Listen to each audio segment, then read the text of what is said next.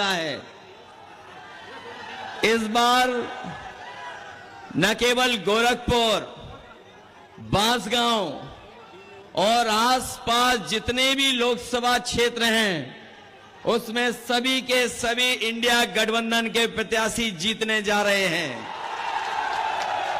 मैं यहां पर 2 लोकसभा के जो उपस्थित हमारे साथी हैं उनसे मैं निवेदन करना चाहता हूं, जहां काजल निषाद जी आपके बीच में समाजवादी पार्टी की प्रत्याशी हैं, वहीं सदल प्रसाद जी जो कांग्रेस पार्टी के प्रत्याशी हैं, इन दोनों साथियों को एक एक वोट देकर के साइकिल और कांग्रेस के चुनाव चिन्ह पंजे पर ऐतिहासिक वोट देकर के इनको सफल बनाने का काम करना।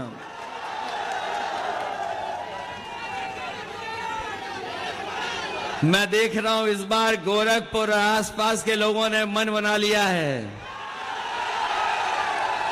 कि इस बार भारतीय जनता पार्टी का जो गोरख धंधा चल रहा है उसको हमेशा हमेशा के लिए समाप्त कर देंगे। ये जो गोरख धंधा चल रहा है लखनऊ से लेकर के दिल्ली तक, और जिस तरह का हमने और आपने सरकारों का कार्यकाल देखा है, 10 साल में इनकी हर बात झूठी और हर वादा झूठा निकला है। जो लोग कहते थे 400 पार का नारा देकर के, ये जो 400 पार का नारा दे रहे थे, इस बार 400 पार तो हो ही रहा है, इस बार 400 हारने जा रहे हैं। और सच्चाई तो ये है कि अगर सही तरीके से हिसाब किताब लगाओगे, दिल्ली वालों ने अपने मन की बात 400 पार में कह दी। जो लोग हिंदी समझते होंगे, गिनती को जानते होंगे, मैं आपसे पूछूं कि अगर कुल मिलाकर के 543 सीटें लोकसभा की हैं और अगर बीजेपी के लोग कह रहे हैं कि हम 400 पार जीतेंगे, तो बताओ कितनी सीटें जीतने जा रहे हैं? 543 में 400 पार कितनी बन रही हैं?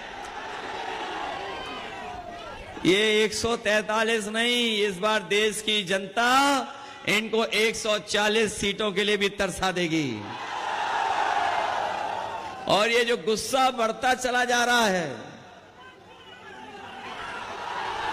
ये जो गुस्सा बढ़ता चला जा रहा है, हम पहले चरण से देख रहे हैं, पहले चरण से गुस्सा देख रहे हैं। ये 7वें चरण में जनता का गुस्सा 7वें आसमान पर होगा, 7वें आसमान पर। ये गोरखपुर और आसपास बहुत बड़े पैमाने पर बेरोजगारी है। अभी हम सब जितने लोग खड़े हैं, सब लोग जानते हैं बेरोजगारी का सामना करना पड़ रहा है। अगर दिल्ली और लखनऊ वालों ने हमें और आपको बेरोजगार बनाया है, अगर दिल्ली और लखनऊ वालों ने हम लोगों को बेरोजगार बनाया है, तो बताओ 1 तारीख को वोट डाल करके दिल्ली वालों को बेरोजगार बना दोगे कि नहीं बनाओगे? और हमारे किसान भाई यहां मौजूद होंगे, वो जानते होंगे कि इन्होंने वादा किया था कि किसानों की आय दोगुनी हो जाएगी। न किसानों की आय दोगुनी हुई, और अगर महंगाई के हिसाब से हिसाब किताब लगाओगे तो आप जानते होंगे कि आज लागत बढ़ गई है। और लगातार महंगाई के कारण, जीएसटी के कारण हमारे किसानों की जहां आय बढ़नी थी वहां लागत बढ़ रही है।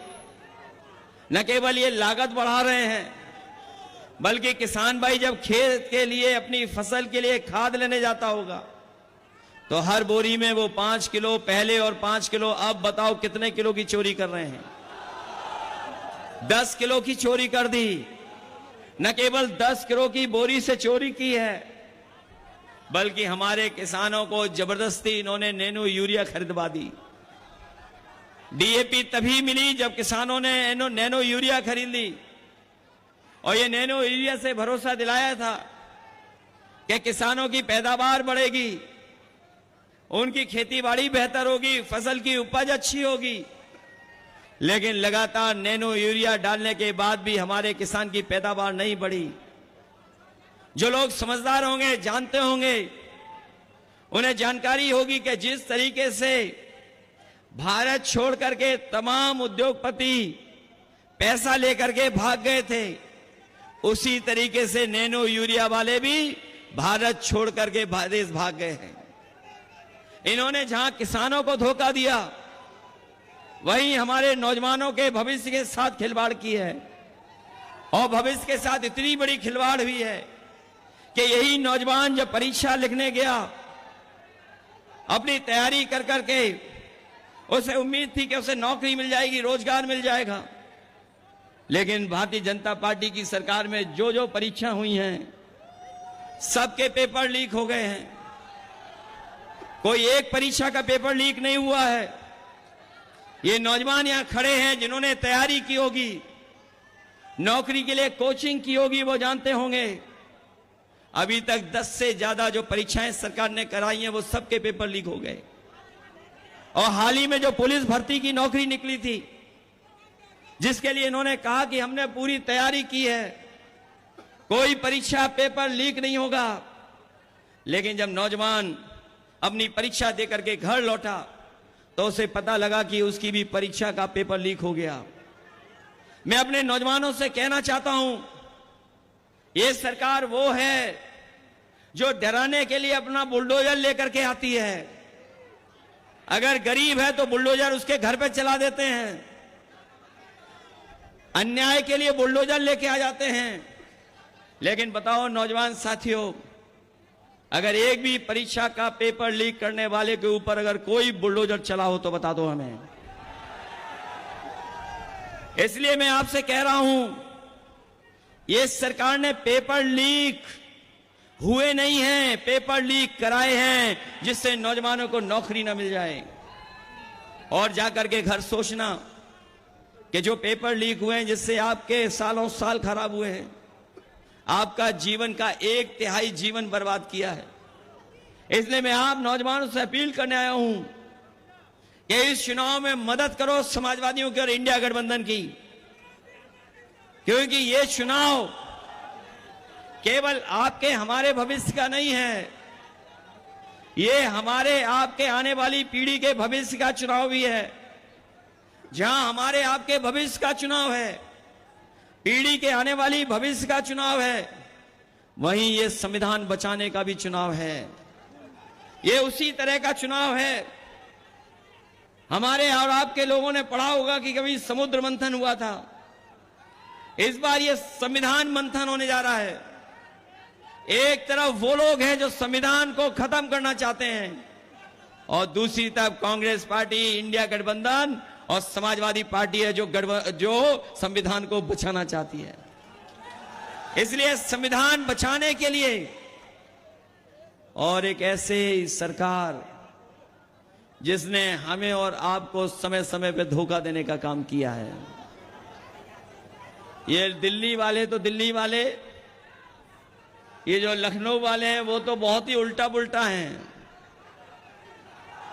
ये गोरखपुर वाले लोग जानते हैं। हम आपसे कहना चाहते हैं और आपसे पूछना चाहते हैं, सुना है कि लखनऊ वाले उल्टा पुल्टा ने, जो हमारे उल्टा पुल्टा मुख्यमंत्री हैं,